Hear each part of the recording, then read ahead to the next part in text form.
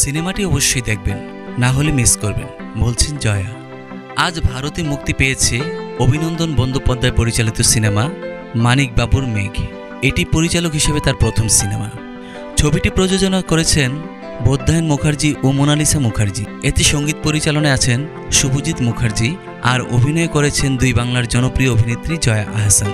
চলতি বছর ঢাকা আন্তর্জাতিক চলচ্চিত্র উৎসবে সিনেমাটি মুক্তি পায়। সেখানেই প্রথম সিনেমাটি দেখেছেন এই অভিনেত্রী। এর আগে কলকাতা আন্তর্জাতিক চলচ্চিত্র উৎসবে এশিয়ার সেরা ছবি হিসাবে নেটপেক অ্যাওয়ার্ড পেয়েছিলেন মানিক বাবুর মেঘ। রাশিয়ার প্যাসিফিক মেরিডিয়ান চলচ্চিত্র উৎসবে শ্রেষ্ঠ পুরুষ অভিনেতার পুরস্কার পান ছবির কেন্দ্রীয় চরিত্রে থাকা অভিনেতা চন্দন সেন। এ সিনেমার গল্পটি ছিল ঠিক এমন। ব্যস্ত কলকাতা শহরে বাবাকে নিয়ে মানিকবাবুর বসবাস। তার কাছে একটি অ্যালার্ম ঘড়ি ছাড়া আর কিছুই নেই। একদিন মানিকের বাবা মারা যায়।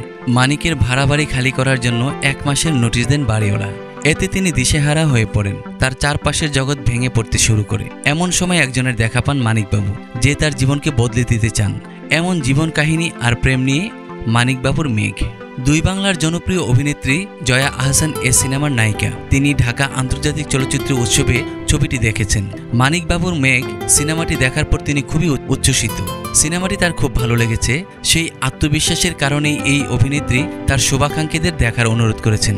সামাজিক যোগাযোগ মাধ্যমে সিনেমাটি নিয়ে তিনি একটি ভিডিও বার্তা দিয়ে বলেছেন, যারা এই অসাধারণ সিনেমাটিক মুহূর্ত উপভোগ করতে চান, আমি তাদের বলবো সিনেমাটি অবশ্যই দেখবেন, না হলে মিস করবেন।